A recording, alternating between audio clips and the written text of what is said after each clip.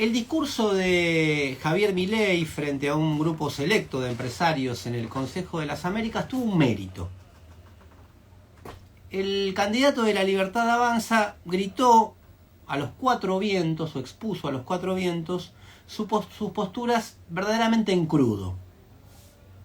¿Por qué digo que fue meritorio? Bueno, porque todo eso habilita a discutir las cuestiones abiertamente, sin vueltas ni muchos rodeos. Por ejemplo, habló de robo abiertamente, impugnó la justicia social, habló de necesidades infinitas y recursos finitos, de derechos y de obligaciones. Ojo, estoy hablando de los temas que puso sobre la mesa, no del contenido, porque el contenido de esos temas, de los que habló Milei, es un desastre. Cada dos palabras hay cuatro mentiras.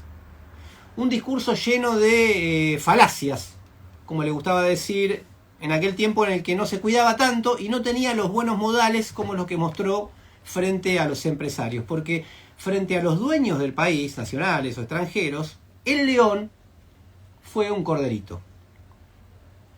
Y sí, el diablo también está en los detalles, y este detalle, los buenos modales frente a los empresarios, dice mucho de la naturaleza del personaje, de sus intereses y de, podemos decir, su zona de confort. Por ejemplo, dijo que la sociedad, y sobre todo dentro de la sociedad, el vínculo entre empresarios y trabajadores es un proceso de cooperación social, porque si a los empresarios les va bien, a los trabajadores les va bien, y a los argentinos de bien, le va bien. Falso. Falso históricamente y falso conceptualmente. Y ojo, no estoy hablando de los pequeños comercios, los emprendimientos que le puede ir bien, etc. Estoy hablando de los empresarios que estaban ahí, parte de la crema del empresariado argentino. Esta definición de Milei está refutada por la experiencia histórica en general y por una muy reciente en particular, los años 90. En esa década a los empresarios les fue muy, pero muy bien, y a los trabajadores, más allá de unos primeros años de expansión, luego de haber tomado la inflación y de haber pasado la crisis, les fue muy, pero muy mal. Recordemos, la década terminó con el 25% de desocupación, pobreza extrema, desmantelamiento del aparato productivo, etc. Un momento en el que los empresarios les fue muy bien y a los trabajadores muy mal, refutado históricamente. Y más en concreto aún, si esto fuese así, que a los empresarios les va bien y a los trabajadores les va bien, ¿por qué prácticamente la totalidad de los empresarios piden más flexibilidad laboral, menos salario, más ajuste, menos derechos laborales y así hasta el infinito? Ahora algunos se están negando a pagar un miserable bono de 60.000 pesos. O sea, ¿por qué están todo el día craneando cómo hacer para que a los trabajadores les vaya más mal todavía de lo que les va? Bueno, ahí seguramente hay intereses irreconciliables contrarios a esa cooperación de la que habla Milei. Después Milei también dijo que la modernización del mercado laboral, es decir, las condiciones más flexibles, usó esa palabra, solucionaría el tema de la economía en general y del empleo en particular. Falso. Y también están los años 90 y muchas experiencias internacionales en los cuales se flexibilizaron las leyes laborales y no aumentó, sino que disminuyó el empleo y por lo tanto aumentó la desocupación. Falso.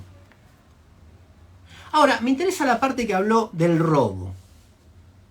Discutiendo contra los planteos de justicia social y que detrás de cada necesidad nace un derecho, planteos muy vinculados al universo de ideas del peronismo, dijo que eran conceptos aberrantes porque están de acuerdo con un trato desigual ante la ley y están de acuerdo con el robo. Es decir, robarle a alguien para dárselo a otro. En su lógica es sacarle a los empresarios para dárselo a otro.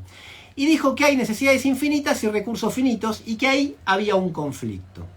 Empecemos un poquito por esto último. También falso. En realidad hay gente con recursos infinitos que desarrollan necesidades infinitas e incluso llegan a locuras estrambóticas.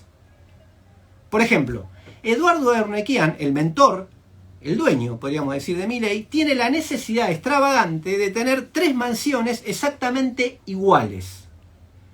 Una en Argentina, otra en Estados Unidos y otra en Armenia. Bueno, ¿por qué? Porque Ernequian necesita sentir y no tener la menor duda de que está en su casa cuando la mañana se despierta. Por eso tiene 3 mansiones iguales. Hay otros magnates que, bueno, tienen la necesidad de organizar o planificar tours a Marte, a la Luna y ese tipo de cosas. Mientras, obviamente, la gran mayoría tiene necesidades finitas o mínimas, muy insatisfechas. Desde la comida hasta un techo. Entonces, necesidades infinitas, recursos infinitos, depende para quién y de acuerdo a quién expropia o se expropia de esos recursos que no le corresponden por naturaleza o por mandato divino a un sector. Y esto nos lleva así al corazón del problema, a la cuestión del robo. La idea de justicia social presupone sacarle algo a los que tienen todo, para repartirlo un poco entre los que no tienen nada. Pero no va al corazón del robo, porque no cuestiona el hecho fundante, la causa principal que lleva a que unos pocos tengan casi todo y la mayoría casi nada. Y esto sucede porque existe un robo que tiene lugar antes de que el Estado intervenga, antes de que los empresarios se junten ahí en el coqueto Hotel Alvear y antes de que Milei pronuncie su discurso. Ese robo, ese crimen, podríamos decir, tiene lugar en la producción y en la circulación de todas las mercancías.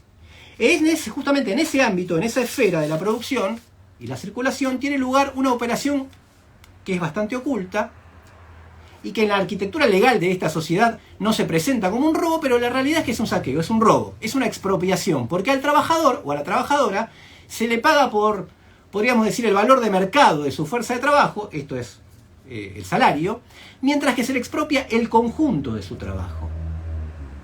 Ahí habita el origen de la ganancia y de la riqueza, incluida la que tienen todos los empresarios que se juntaron en esa reunión. En términos de Milei, se le roba a alguien para que se lo queden otros. Porque si al trabajador o a la trabajadora le pagaran el valor de todo su trabajo, no habría ganancia. Si el trabajador no trabajara, no habría riqueza. La riqueza no se genera en el universo financiero, bancario o en el mundo cripto, que ahora está de moda. Esos son negocios que se arman sobre otro saqueo que es anterior y que es fundante en la producción y en la circulación. Si el trabajador no trabajara, no funcionaría nada, no se podría hacer nada, no podrían comer el banquete que comieron ahí en el Alvear, no podrían llegar en los aviones o en los autos de lujo en los que llegaron y que produjeron o construyeron trabajadores a los que se le pagó menos del valor de todo su trabajo, no podrían vestirse con los trajes caros y ni siquiera Milei podría haber dado su discurso lleno de baratija ideológica que pretende vendernos como parte de un mundo del revés, en el cual los saqueadores son los saqueados. Entonces sí, Milei tiene un punto. Hay un robo. Un robo que se pretende esconder y que está en el extremo opuesto donde él cree que habita. Incluso la idea de justicia social legitima un poco ese robo, pidiendo que se devuelva, no sé, un 5 o un 10% de lo que se robó para que los saqueados no estallen, se queden tranquilos, y para que el robo se simule un poco. Bueno, hay que tomar el guante también en este terreno, en el debate ideológico, aprovechando los temas que llegan a la gran agenda pública, para develar precisamente las mentiras y para intentar mostrarle a las mayorías trabajadoras populares dónde está el robo, quiénes son los expropiados y quiénes los expropiadores.